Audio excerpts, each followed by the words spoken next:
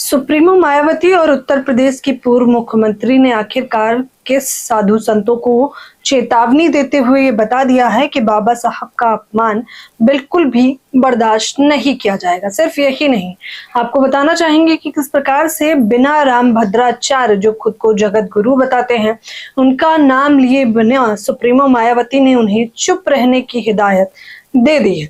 नमस्कार दोस्तों, आप देख रहे हैं हिंद समाचार और मैं हूं आपके साथ ज्योति यादव। सुप्रीमो मायावती ने अपने सोशल मीडिया एक्स पर एक ट्वीट किया, लेकिन ट्वीट करने की पहले की वजह जान लेते हैं। जो बयान जगत गुरु रामभद्राचार्य ने दिया था बाबा साहब BR अम्बेडकर पे, वो कहते हैं कि किस प्रकार से मनुस्मृति ही भारत का पहला संविधान है। जी हाँ, ये पहली विवादित टिप्पणी।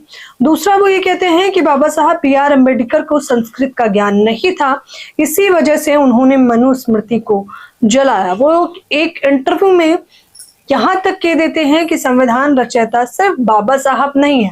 हालांकि जब ये बात की जा रही है संविधान रचयिता की, तो आपको याद होगा कि मध्य प्रदेश के ग्वालियर हाई कोर्ट में बाबा साहब की प्रतिमा लगाने को लेकर जब विवाद हुआ था और तमाम अधिवक्ता जो बाबा साहब की अम्बेडकर की मूर्ति के विरोध में आए थे, उन्होंने भी यही बात कही थी कि बाबा साहब संविधान रचयिता नहीं है बल्कि BN राव है। जिसके बाद बहुजन समाज के लोगों ने इसका विरोध किया था और कहा था कि अगर इस प्रकार से विवादित टिप्पणियां की जाएंगी तो एक बड़ा आंदोलन किया जाएगा, जिसको लेकर 11 जून 2025 को भीम आर्मी आजाद समाज पार्टी ने एक बड़ा आंदोलन भी किया।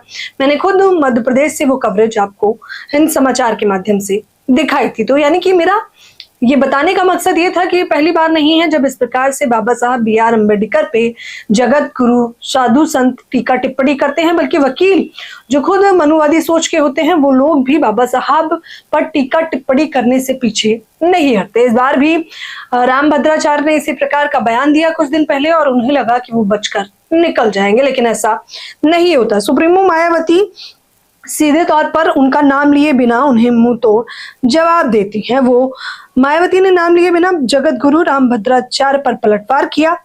देख सकते हैं आप, सीधे तौर पर लिखा हुआ है कि मायावती ने शनिवार को एक्स पर लिखा, कुछ साधु संत सुर्खियों में बने रहने के लिए विवादित बयानबाजी करते हैं।